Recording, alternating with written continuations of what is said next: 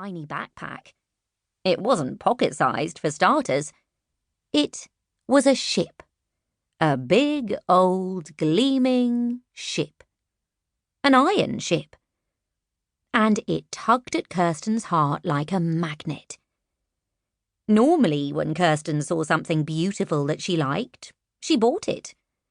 Up until recently, that had been easy to do because she was a reality TV star, a much-loved one, with a glittering TV career ahead of her still, despite what some people were saying, and a generous pocket money allowance.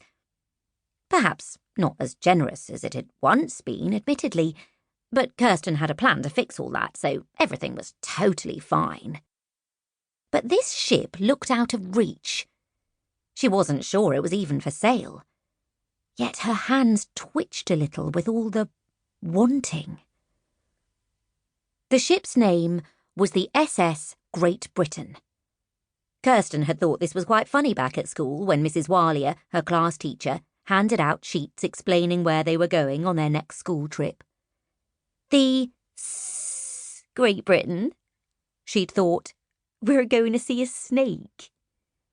But Mrs. Luckilyor had explained that it was pronounced SS Great Britain, and the S's stood for steamship, and there were no snakes involved.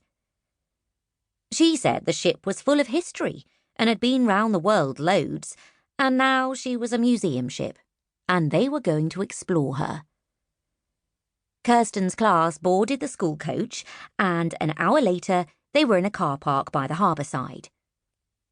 When she got out of the coach, Kirsten saw something gleaming and massive just beyond a gate, and her heart beat faster even then.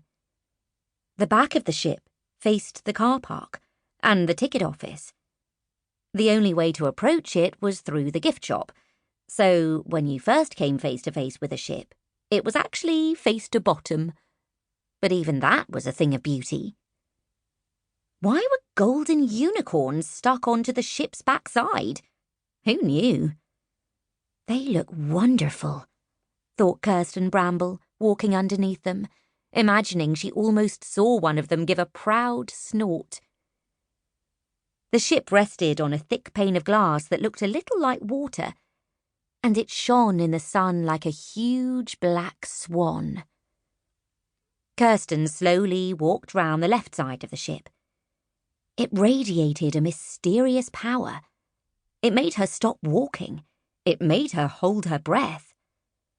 Her eyes couldn't properly take it in all at once. Her eyes felt utterly useless, even though she had two of them. Two weren't nearly enough to see this ship properly. She wanted to look at it forever. Even at the end of that, she suspected she wouldn't be quite finished. It was so glossy. It seemed to drink in all the light around it and radiate it back so that it was practically glowing. Her fingers twitched again. Kirsten looked around. All of her classmates had gone on ahead. None of them had waited for her. She looked back at the ship's shiny hull and sighed. Her thoughts were interrupted by the sound of someone coughing. "Looks like you've got it almost as badly as me," said a short man abruptly. "Marvellous, isn't she?" "She?" said Kirsten, spinning round to look at the man. Where had he come from? He hadn't been there a moment ago. "Oh, yes," he said, staring at Kirsten with dark, clever eyes. "She. It's the first and most important lesson of seafaring. All ships are she.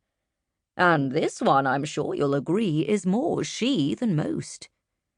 All 3,847 tons of her."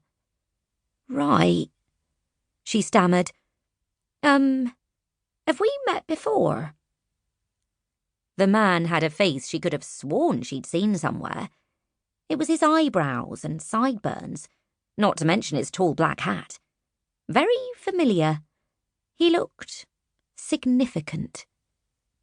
He glanced at her, and Kirsten had a sense of ferocious daring. "How